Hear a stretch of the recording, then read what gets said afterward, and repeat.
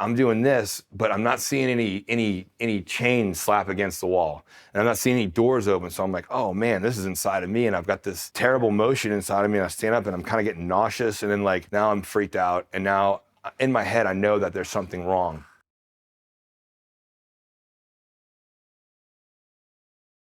My name is Tommy McConnell. I was served in the United States Navy from May 5th, 2011 till January 28th, 2019. I was a Navy diver the entire time. I'm from Slidell, Louisiana, born and raised in Louisiana my whole life. I was born in in a neighborhood called Treasure Island, which is directly on Lake Pontchartrain, which is a lake that separates New Orleans from the North Shore. And so I grew up swimming, I grew up playing on jet skis, wakeboarding, doing all those kind of things. I didn't know it at the time, but there's a lot of parts of my childhood that led up to me becoming a Navy diver that contributed to my success in the program when I first started. Swimming every weekend, winning swimming contests, winning ribbon after ribbon in freestyle. I stopped swimming when I hit about that teenage age, but I still had that background and I still had that muscle memory. From a very, very young age, my mom noticed that I wanted to be in the water. I wanted to swim. I had fun in the water. I grew up in Louisiana. I had no interest in fishing. I had interest in jumping in the water and swimming around and seeing how far I could hold my breath and reach it to the next pier over. We grew up right on a lake, so we had piers lined up all along the lake. And so, yeah, that swimming and being underwater and that was just kind of my thing growing up. Great early childhood. I would say it was around my adolescent years, my teen years, when things started falling apart for my mother and father, for really, really falling apart, where it was noticeable to my brother and myself. And when I was around that 14, 15, 16 teenage years, it was the sort of upbringing where you would hear my dad's truck pull up and my brother would come in my room. And he would sit on my couch and we'd play video games, we'd watch TV. He would just be with me because we knew within half an hour there'd be screaming in the house.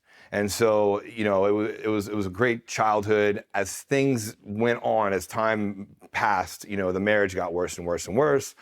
Little did I know that they were just waiting until we were 18 to split up. And it just got more and more toxic, and it was, at first it was my mother, everything was directed to my mother, but he would project the rest of that onto me and a little bit onto my brother. And then after Hurricane Katrina, I moved to New York for a little while, came back to Louisiana, and then it was just me and my dad. Well, Katrina was my first experience with very close contact with the military. We lived in Slidell, so it was a little bit removed from South Louisiana. We didn't catch the brunt of it. We didn't live in we weren't in Chalmette. We weren't in the Ninth Ward, New Orleans East. That really got messed up, or the Gulf Coast. We were very lucky. We did get about 3 inches in our home, and went on our way. We evacuated to Mount Olive, Mississippi, where my grandma lived at the time. On our way back, my dad brought a chainsaw and we had to cut through trees to get to our home. Very, very post-apocalyptic. People that hadn't seen each other were reuniting at Sam's Club and at Walmart, because those are the first places that opened. And that's where the military kind of set up and were giving out waters and stuff. So you're kind of seeing people you hadn't seen. There was a moment where I walked outside my house and just kind of sat down and cried, because I had never seen so much destruction. And it was, imagine driving through a neighborhood and seeing everything that was on the inside of someone's house on the street. The sheetrock, the carpet, the toys, everything was just destroyed. After Hurricane Katrina, I moved to New York for a little while, came back to Louisiana, and then it was just me and my dad. And I was living in a house that he owned but didn't live at. And so he would just come around and just berate me and just scream at me. And there was one time, he started dating someone. There was one time when, I love her now. She's kind of like my stepmother, but she had a picture of his girlfriend out, and I moved it around, and he just completely lost it on me, just screaming and screaming and screaming at the top of his lungs like a madman. At the time, you don't see that your parents are going through divorce. You don't get what's happening in their lives. Maybe this is like when I'm like about 20 years old. All I could tell from it was that my dad hates me. And that's what I got out of that. That's all I got out of it, was that my dad doesn't like me. I don't know what I've done wrong to deserve this, but I want to get away from him. Men at that age, that 18, 19 age, we seek brotherhood, we crave brotherhood. And so when the person you look to the most for brotherhood comfort, for fatherly comfort, just checks out emotionally. And not only that, berates you and makes you feel like nothing and makes you feel worthless. It messes with your head quite a bit. And so my childhood was awesome until those teenage years, until things got funky, until things got hairy. And then, I kind of just became the black sheep. I was into performing. I did theater all my life coming up. I did Music Man, Little Shop of Horrors, Peter Pan, Of Mice and Men, like quite a few different plays I performed in, and in high school and in local theater. I had high hopes of being a comedian. That's what brought me out to New York after Hurricane Katrina. Kind of came back with my tail between my legs. I didn't have the discipline to live out in New York on my own. And when I came back, I lived at my dad's house, and that's when things were really, really at their absolute most toxic. But then he gave me this weird olive branch. He was a welder. My dad was a welder my entire life, and he had the opportunity to go to Equatorial Guinea, Africa. He asked me if I wanted to come along as a hole watch, as like a fire watch, hand, whatever. And he's like, all right, Tommy, it's 12-hour days. You're gonna make some money. This is real. We're gonna go to Africa and do this thing. And I was like, okay, let's go. This is a testament to what a lot of guys say who have fathers like me, who have fathers that were boxers and fighters and tough guy kind of guys. I know he loves me. He's got a funny way of showing it. And so here's how I'll paint that picture. We're out in Africa. We're working 12-hour days, long days. We get off, but I find out there's a rugby. They're playing rugby at night, and these are like people from like BP Oil, from Chevron, from wherever, Shell. And I go out there and I start playing with them. Well, I start doing good, and then they had me play one time. Then they saw me just walking. They're like, Tommy, rugby tonight? And I was like, yeah, let's play.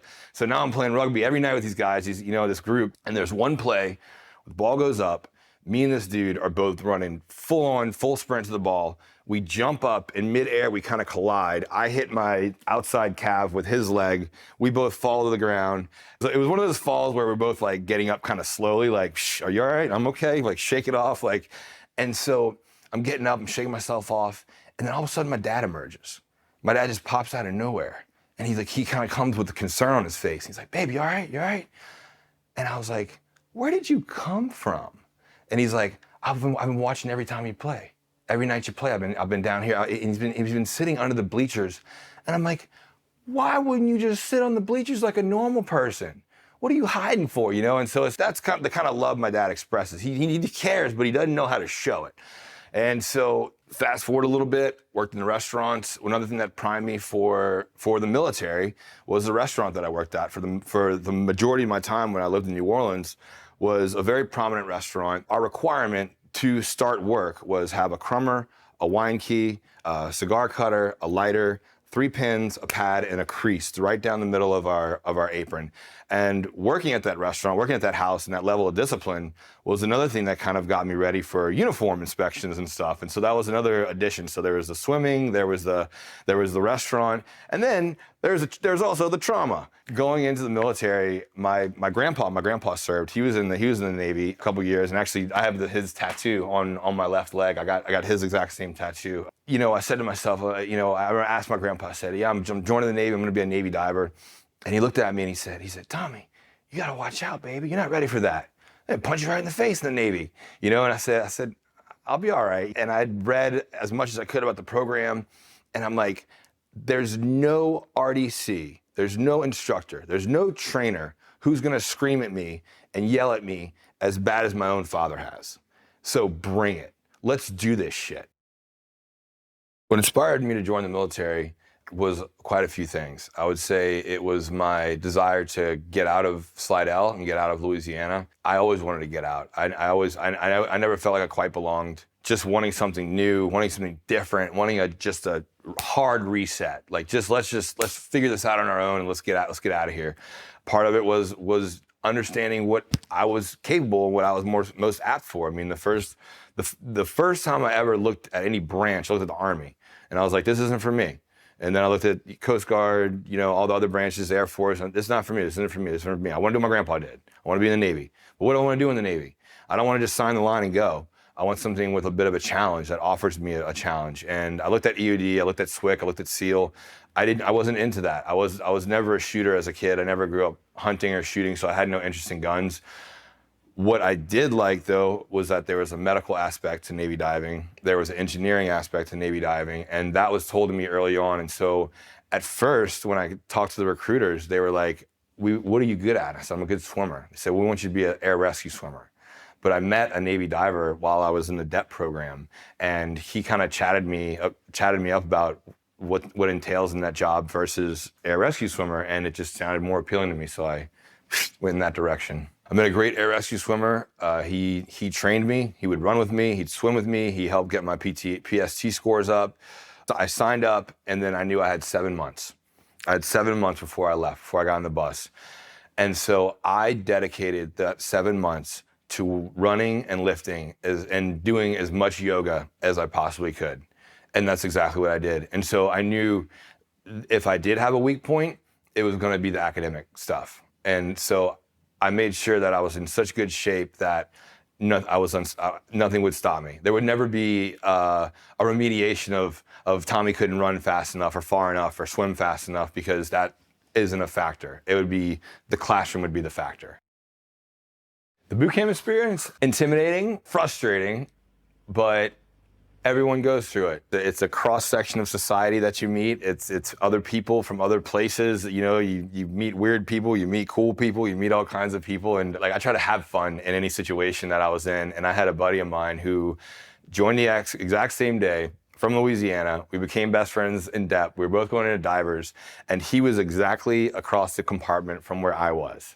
And so when we were lined up, we would, when the RDC's backs were turned, we would stand to each other and play rock, paper, scissors. And you got to know when to put your game face on and when you can clown around a little bit. And so I guess we got it. I just got through with a sense of humor. You know, I mean, I remember lining up behind guys, you know, nut to butt, you know, real close and stuff. You're in boot camp, and being like, dude, I think there's a cat in the compartment. And be like, what? Like, yeah, man, there's like a cat running around in here. We got to find it. Like the guy in front of me being like, oh shit, hey man, there's a cat in here. Like I'd have the whole line, you know, being like, is there a cat in here? Tommy said, McConnell said there's a cat in here. There's no cat, you know, like just silly shit. So I guess, I don't know, man. You know, it got serious. There was a moment, I remember I finally had boots on and I was marching and then we're singing songs and I'm like, oh my God, this is real. Like this, okay, all right, we're doing this now. And it was almost an emotional experience. It was like, holy moly, I'm in the freaking military. Like this isn't Bourbon Street. This is the military. So yeah, I would say my boot camp experience was good, but I was so ready to wrap it up and get to the next phase. 6 weeks of dive prep. We started out with about, I'd say 36 candidates in the beginning and went down to Panama City with about 12, 13. So they weeded quite a few people out. That was the most physically arduous part of the training. That was the part where, you know, you really saw people crack. You know, that final week when they were doing all the underwater stuff, the AAs and IWPs, you would see people walk off and go wherever they went, back to their racks or the detailer, whatever, to say, hey, I'm quitting. So one of the exercises is an exercise where your hands are bound behind your back, your feet are tied, and they lump you in the water, and they kind of lump you all together, and they push you, and they kind of say before this, hey, look, so, you know, stay calm, and just chill out and relax, and present your lungs to the surface, and they'll take you to the surface, and when you're ready to breathe, lift your head up and breathe. And then just stay there. Once everybody's settled down, we're gonna start the clock for 5 minutes. I don't understand why, but being bound and tied in the water is a real deal breaker for some people. And it was, and I could hear people kick out of the constraints, swim to the side of the scupper and climb out and say IDOR. So that was a separator. That, and then tying knots. Being able to chill out, swim down, tie a bowline, give an okay to your instructor, swim back to the surface, evacuate your snorkel, and then give another okay. That was another one that it was just, holy moly, our group's getting smaller and smaller and smaller. And it's weird to say, but you find strength in that. When you see people peeling off and saying, no, this isn't for me, this isn't for me, you lean into that more and say, this is for me.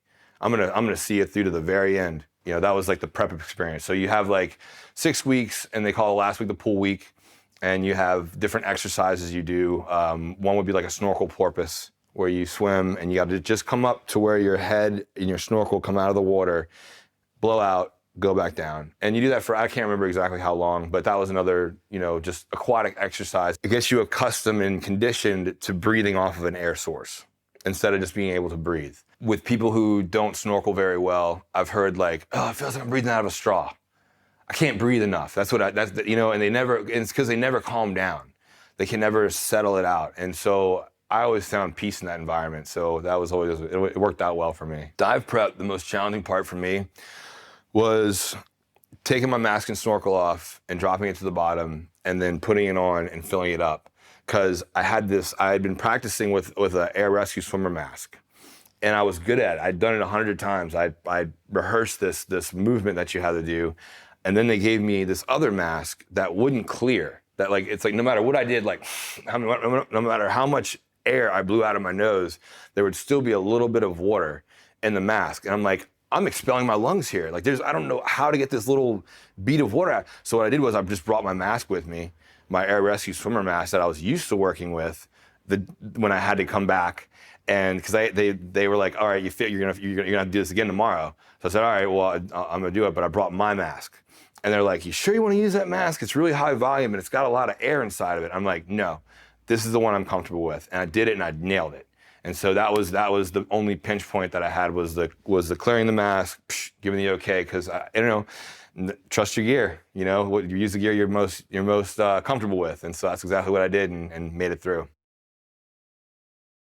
So after dive prep, they put you on a flight to Panama City, Florida. And that is where dive school, that's where official naval dive school starts. It's intense. It's intense from start to finish. I would say the intensity does dial back a little bit towards the end.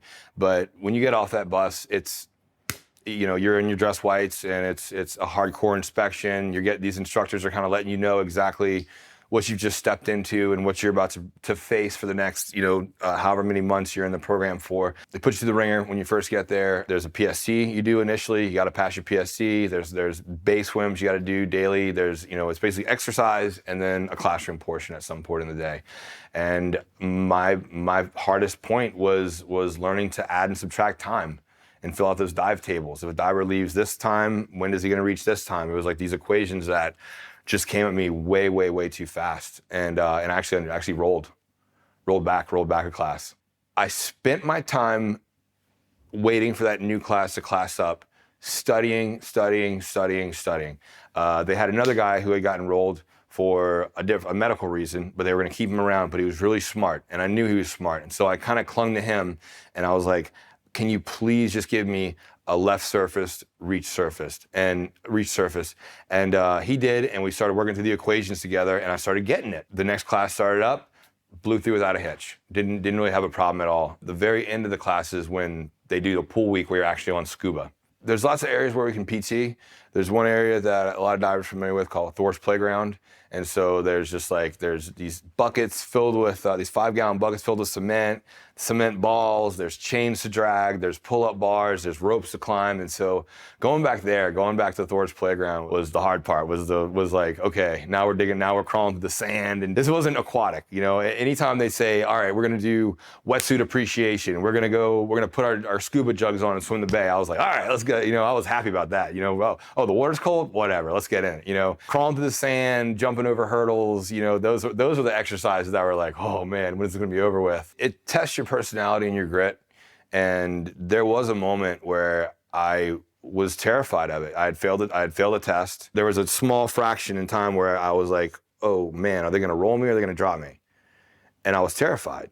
And I found a friend of mine who had been really close to me from the beginning, from boot camp and stuff. And I was like, dude, I'm just gonna ask them if they can let me be an air rescue swimmer, if they're gonna roll me. Like, I still wanna be in this program. I'm freaking terrified right now. And my buddy, he's like the most happy guy, but I saw this side of him where he like almost grabbed me by my collar and was like, you showed up here. You came to Panama to be a fucking Navy diver. And that's what you're gonna do, Tommy. You're gonna be a Navy diver. Forget everything else. Forget air rescue swimmer. That's not you. You're here. You're at the schoolhouse in Panama. So don't give up. Don't quit. You got rolled back. So what? Forget about it. Let's keep going. I almost quit on myself. And thank God you have your brothers around you to kind of talk you back to earth.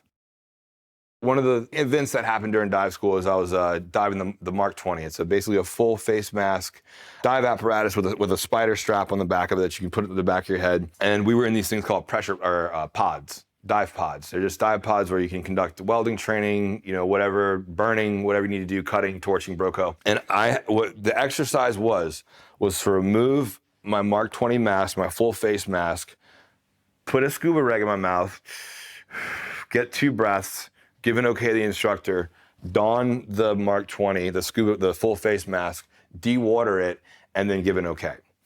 What happened was I put the full face mask back on my face. I hit the purge button, I lifted it. I thought I had all the water evacuated, but I didn't. So I go to breathe and I just get a full on just mouthful of water. Immediately, just start choking. I pull the thing off and my instructor just jams a scuba rag in my mouth and I just had to cough through it, just and I mean, it was scary as hell. But what they're looking for is, are you gonna solve the problem on the bottom, or are you gonna be the first one that looks up and bolts and panics to the surface? And he stood there and he watched me, and then he kind of after I was coughing, he looks at me and he's like, and I was like, and he had my full face and he's like, you wanna try again? I was like, absolutely. Filled my lungs with air, and then just damn sure I made that thing purge and really lifted it up higher than I had the last time, which just got all the water out. So I put it and was like, please not have water. But I was purging, oh, there's the air. And I got the tip of air, and then I was like, I'm okay. He's like, you're okay. And poop, out the water you go. Next guy, come on in. That was the moment I took on a big belly full of water, and it scared the heck out of me. We don't have Hell Week in the dive world. We have Pool Week. And Pool Week is a week where you are underwater and an instructor swims down and shakes you up a little bit. Gives you a little, gives you a little bit of challenge, maybe remove a mask, maybe pop a fin, strap. They call it deep sea rodeo. You're kind of on the bottom, pawing around. Somebody swims down, takes all your stuff, and it gets more intense as the week progresses. That part of the training used to be used as a way to weed people out, but it wasn't the end of the world. The fact that there was a safety diver there, I'm like, these guys aren't trying to kill me. Do people get killed in training? Do people get hurt in training? Absolutely. But it's just it comes to that thing where when you've been hurt by someone who, a loved one or something, that's so bad, you're not scared of that. You're not scared of a training environment, because that's exactly what it is, a training environment. You can stop it at any time. So I mean, there is a lot of fear, and it does push people to their very limits, and people do quit, but that just wasn't getting to me. It's just, let's, shake me up in the water. I know I've got an air source right here. It is intense as it can possibly be. After dive school, we graduate, we go to ECS school, do our weapons training, and then we were sent, then my group, whoever I was with, I got stationed at Mudsu 1 in Hawaii. First day things, first new command things, first command ever. I was trying to get into the main door of the high bay. I was pulling on the master diver's door, and a couple divers drive by and they're like, hey, it's the master diver's door. What are you doing, man? So I'm like, okay. I guess I'll go through this door, but yeah, there was some nerves showing up, they're like, congratulations, you're here. And so Mudsu 1 is diving salvage command, and I felt like I've arrived. I was like, I'm okay, we're here now. I'm done with this training. I'm here, let's go. And I was very, very fortunate. My first group of men who were my leadership, it was the first time I was, not only in dive school had I experienced this uplifting, this people coming around you to train you, but at Mudsu, my leadership was just people that wanted to support you, that wanted to see the best out of you. Some of the guys we fought, but it was like a brotherly fight. We never threatened to hurt each other. We never, it never got that nasty. And so I was just enveloped in this tight brotherhood, and we were going on deployments and TADs together, and that's when I fell in love with what I was doing. The one thing that happened that was a get ready for where you're at type thing was a training dive. I hopped in the water with somebody else. I thought it was going to be a dog and pony kind of dive, because he was something high up, and we get down to the bottom, and he just goes limp. Didn't say anything, didn't tell me this was a training exercise. And so immediately I was trained, okay, you got a stricken diver, pick them up, stand them up, get their head, in an uptight position, get them where they're breathing and you can keep their airway open, let topside know, and then, they'll start pulling you up. That was one of the first ones that'd be like, okay, and we got out of the water and he coined me because he was like, good job. I could breathe the entire way up. He's like, I made my entire body limp as if I was dead. You stepped up to the challenge and thank you, good job. I would dive any day with you, son. And I was like, thank you, sir. I appreciate it, And so that was a good first moment. So we did 2 6-month deployments, almost back to back. We became closer. We became so close that we did our South Pac deployment. And then months later, they're like, look, guys, we've been here for so many years. We've trained up. You guys want to go to Bahrain? We got that on the table. Some of you might have to extend here and retain it at this command. And we looked at each other and we were like, yeah, let's do it. Let's go. We want to go. So I did a Bahrain deployment, and that's when the F-18 went down. So that was, but they were both 6-month deployments. I got nicknamed the Bandwidth Bandit because I was on FaceTime a lot and I was using the sat phone a lot. So I talked to my wife as much as I could. Every moment I got, I'd find a time, we'd FaceTime, sometimes it'd be early for her, late for me, whichever.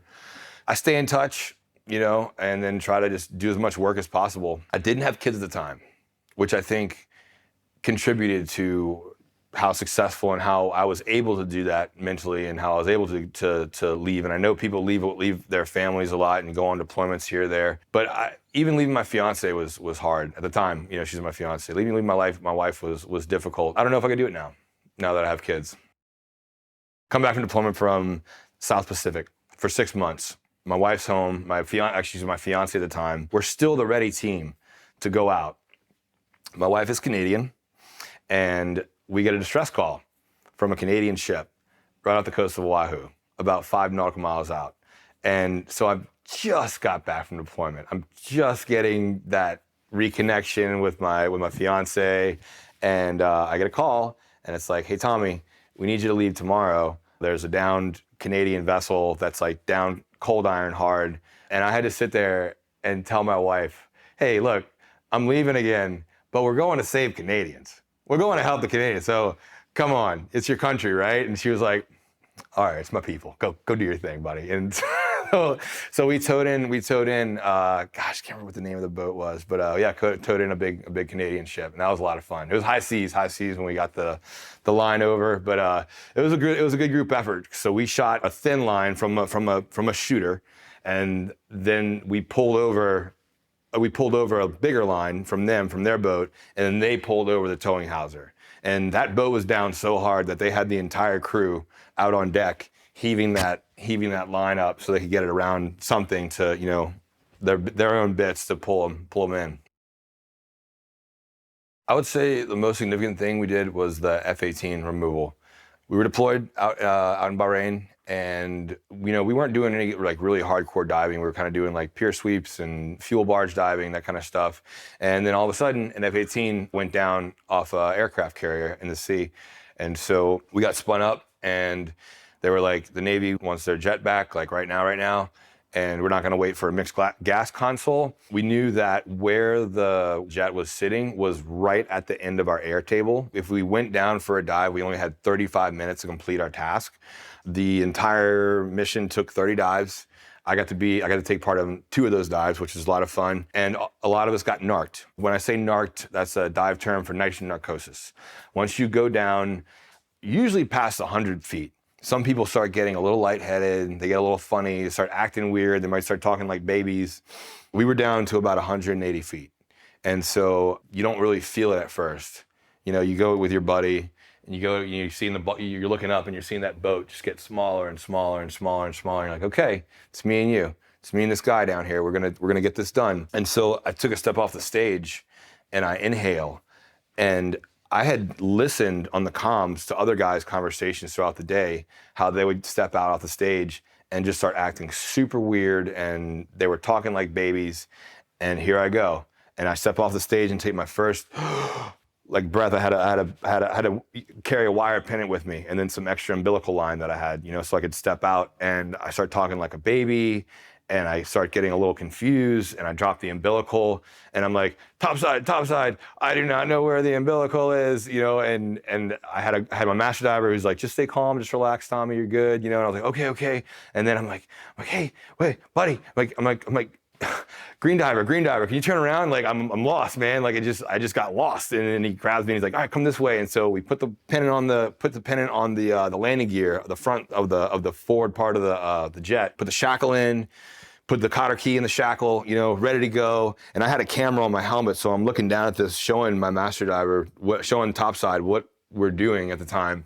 And the guy I was diving with, he helped me get back to the stage. We got back to the stage successfully, and then went for that, came back up after that. They actually had to have a crane come along the far side of the boat that we were on because it was so heavy to pull it up and pull it on deck. And so we got the whole thing on deck. We recovered everything, and it was great. But I mean, that was the coolest moment in my entire dive career. We had the opportunity to go to Jordan, and we were just doing basically like sweep the pier, sweep the tugs, to bring a U.S. ship in. And that was our mission. But while we were in Jordan, we got to experience the Movenpick. We got to experience diving the Red Sea. So it was like the guys I was with, it was like we would go on all these amazing little TAD trips here, there.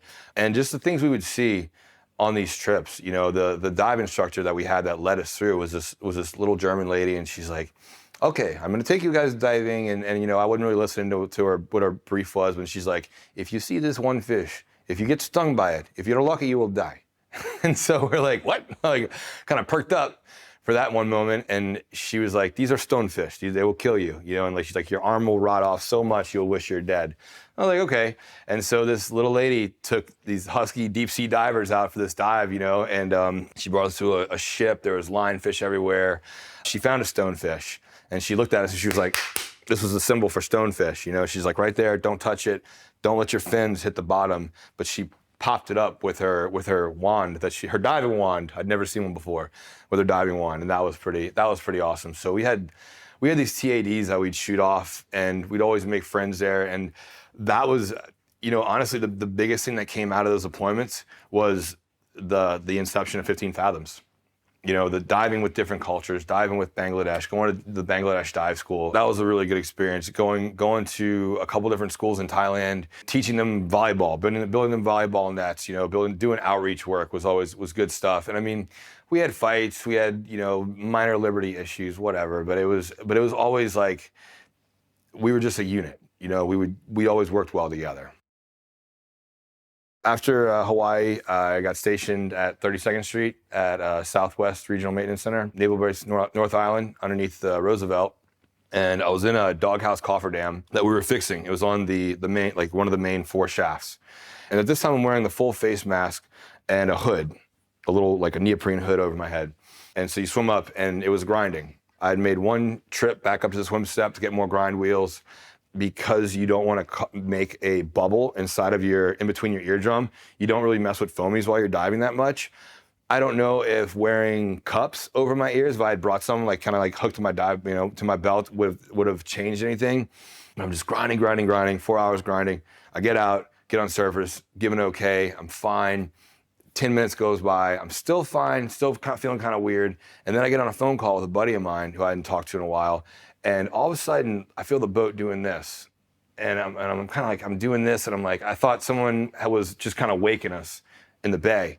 And I'm doing this, but I'm not seeing any chains slap against the wall. And I'm not seeing any doors open. So I'm like, oh man, this is inside of me. And I've got this terrible motion inside of me. And I stand up and I'm kind of getting nauseous. And then now I'm freaked out. And now in my head, I know that there's something wrong neurologically with me. And so I started performing my own neuro. I started doing heel to toe walking. I started touching my nose with my fingers extended.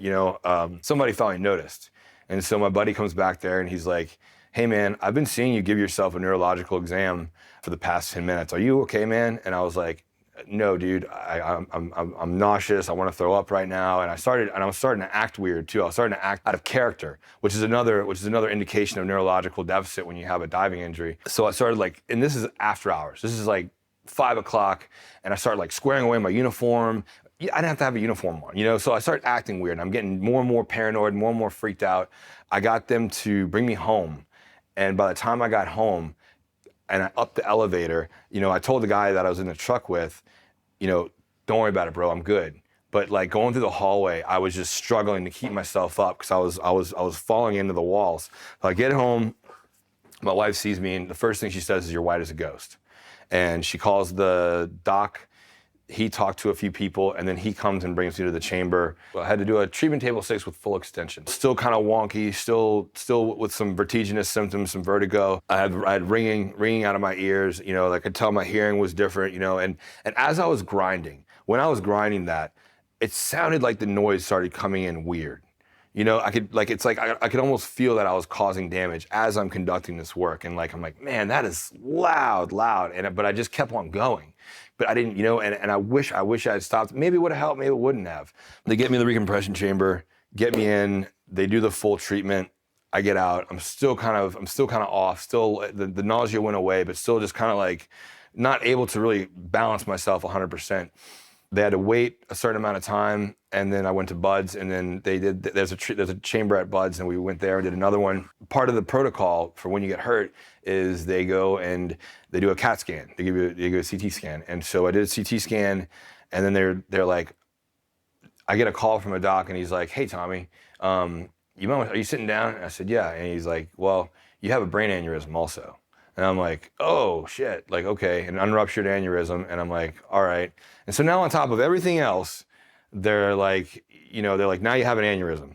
And then I had a doc that I was kind of assigned to that was treating me. And he's like, "Tommy, I'm gonna be 100% honest with you. They're not gonna let you continue, so you could fight all you want for a waiver, but when it comes to something like that, something like this, they're not. You're gonna have to switch rates, dude, and or fight for retirement." And I said, all right, well, I was already in such a broken place at the time that I was like, I'm gonna fight for retirement. I'm gonna get away from all this. I'm gonna, okay, this happened, boom, restart again. I restarted my life over 8 years ago. I can restart my life again. Let's start working towards getting out. And it broke my heart because it was like everything I told you, all the wonderful things I just said about, being accepted, being in a brotherhood, having these other men come around me and help train me and want to see the best in me. It's like I knew I was losing all that, and I was terrified, and it was horrible because I liked it, I loved it. I had no intentions of getting out. I was looking forward to my next command, and it really did mess me up. It hurt. That was kind of the beginning of the end right there. It was a process of complete uncertainty because you don't know what they're going to say. You're waiting on them to make a decision. You're waiting on the powers that be to make a decision with what you're doing. I'm starting to get my plan together. What am I going to do? Where am I going to go? What's my next career path going to be? Once the injury happened, I started seeing a therapist. I started talking to somebody about what I was going through. I knew a chapter of my life was closing. So I was scared, but I've always kind of been able to get my, figure my way out through life and stuff. And so I said, okay, well, we're gonna move on and go to Canada. And so I started setting my sights on just that. And that was the plan. Go to Canada, start life there, do school, whatever, and that was kind of the plan. But it was heartbreaking because it was my career, is what I fought for. All that dives, everything I put up with in dive school, my life leading up to this, it was like, no more. It's over with, the dream's over with. And so that was rough. That was really, really rough. And the more I talk to more veterans, the more I hear a lot of the same stories. But yeah, and it put me in a bad place. The big decision I was waiting for was, are they going to medically retire me or medically separate me?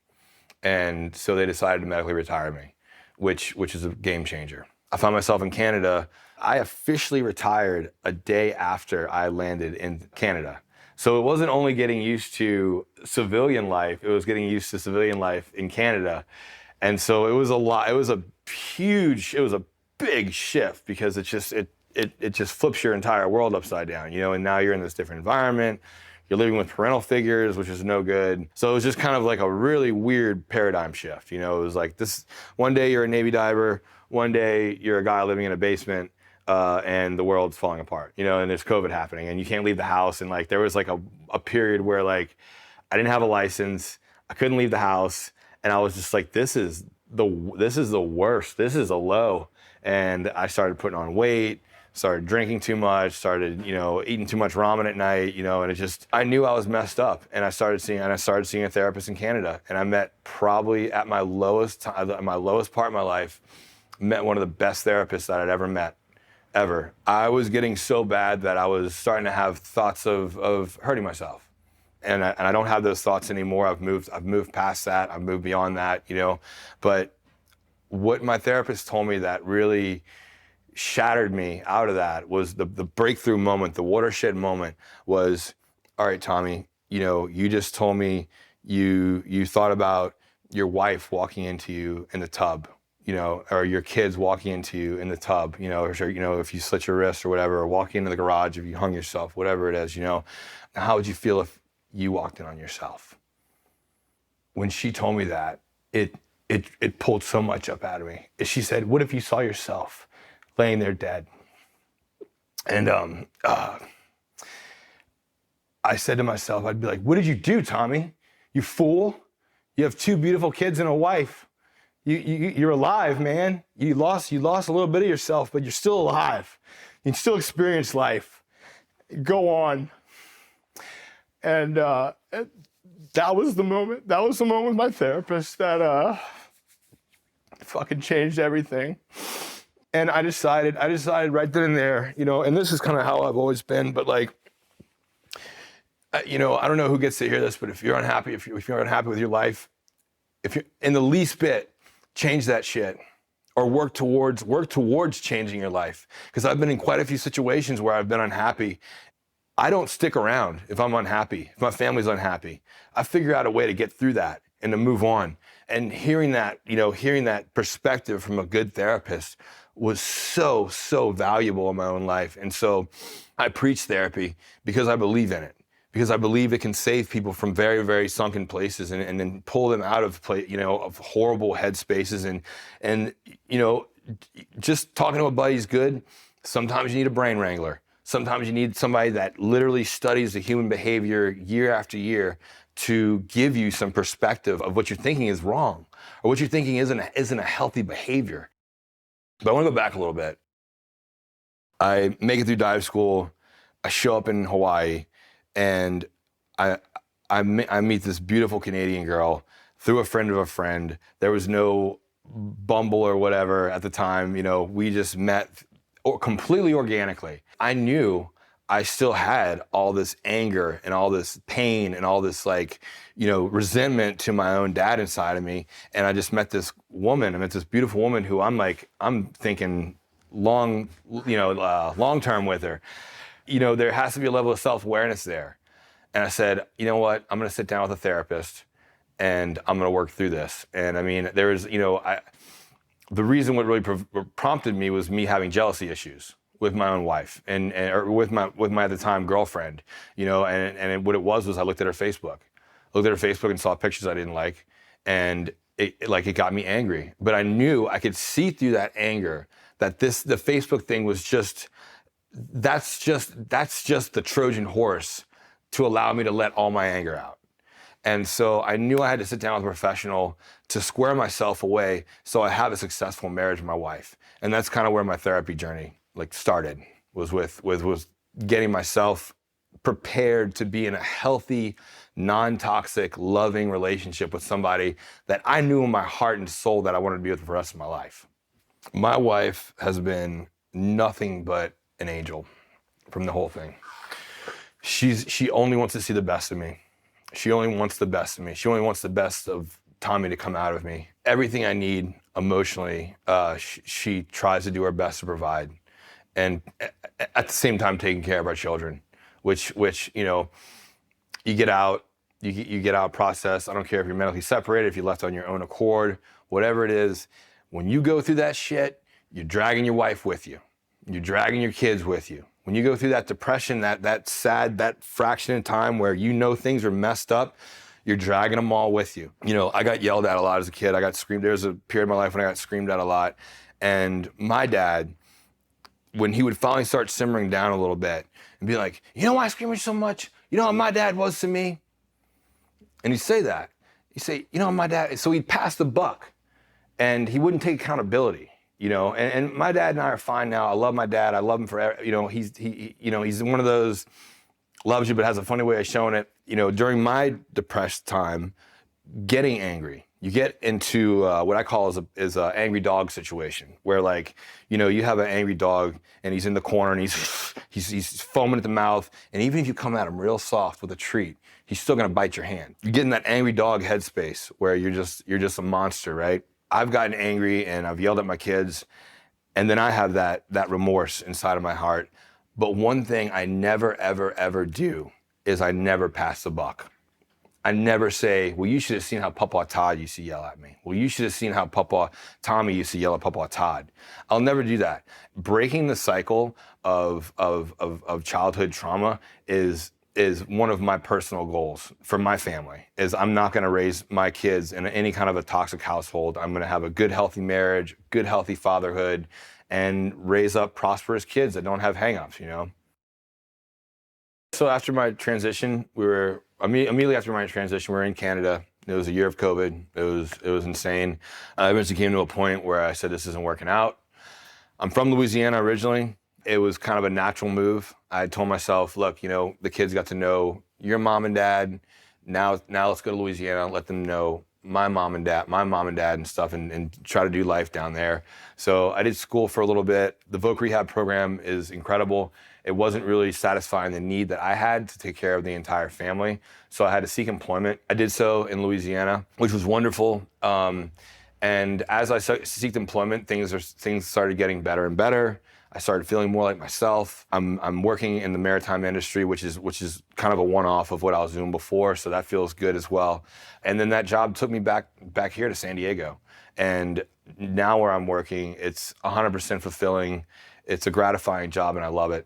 Like I said before, when you're in a situation you don't want to be in, you find yourself a better situation. And so I seeked out a job that would bring me closer to the community that I called home. I seeked employment for a job position that will bring me closer to what I know and what I love. I love it here in San Diego. I love the Navy, and I love my family. My girls were both born here, so this is their natural home. I retired out of here, and so a lot of those bad things that I experienced, I look at them with value, because it really it's shaped me as a person, and it's helped me become more of a stable person, helped me become more of a calm person, individual, and couldn't be happier living here. You physically feel the layers of depression lift off as you're moving towards something that you want to do. When you're living life for you and your family, and you know what you're doing is the best, and things start working out, you do start feeling that, but you can't give up when you're at your bottom. That's the hard part. Is like when you're at that bottom part, when you're right here, is the digging deep and saying, no, I'm not giving up. Let's keep going. Let's grow. Our first deployment, we had dove with, I think, Bangladesh divers. We had a rim pack, so we met a bunch of Aussie divers, Chinese divers, all kinds of divers from everywhere, and what I noticed through diving with international people is that we communicate once we leave surface, and we can chat, and we know what's going on. And I had a lot of really awesome experiences diving with people from other countries. And so I want something that represents this. I want to wear something that represents this. I found one shirt with a Mark V on it when I was in dive school that I had from Etsy. And I kind of grew out of it, but anyway, I was like, you know what? I came to a point where I was on deployment. I was in a hotel for about 10 days with nothing going on. And I was like, I'm gonna do this. I'm gonna pull the trigger, and I'm gonna call it 15 fathoms. And so basically with the inspiration behind the company is 15 fathoms is a quantification of length, and it's 90 feet, or 1 fathom is 6 feet. So that 90 feet is the same length of one shot of anchor chain. Before they had sounding devices and they could measure with sound, they would plumb the bottom to drop anchors to do a 4-point moor when ships were out at sea. So after the bottom was plumbed, they would pay out an extra 15 fathoms of anchor chain, because that was the strength member that kept that 4-point moor secure. That no matter what sea state happened to that boat, 15 fathoms on each side is what's gonna hold that boat together. And so when I dive with somebody else, I always look into their eyes. I look deep into their eyes because that's gonna tell me, are you ready to make this dive? Do you really wanna do this dive? I know you can, but do you want to? And that's important too. You have to have a bond like iron with somebody to know that if something goes wrong with my gear, I can breathe off your regulator. If something goes wrong with your gear, I've got you, dude. And so that was the inspiration of 15 Fathoms, was diving with people from other countries and just having that bond with complete strangers. One of my mentors in the clothing world was like, t-shirt's almost like a tattoo you wear for the day. You know, I mean, a t-shirt can be just a t-shirt, and sometimes it is just that, but sometimes it's something that you love. And I'm a t-shirt guy, so it was like, let's go. Let's make 15 Fathoms and share this love of diving with everybody else. You search 15fathoms.com. Just underneath the quantification of 15 Fathoms, you can you'll see our website. I would say last word for anybody: if you personally do not like your situation, change it. And if it's one tiny step, if it's one application, if it's one movement in the right direction, good on you. Keep doing it and get to a place where you are happy and you can thrive, because we only got one. We got one body, one life to live, so live it your best.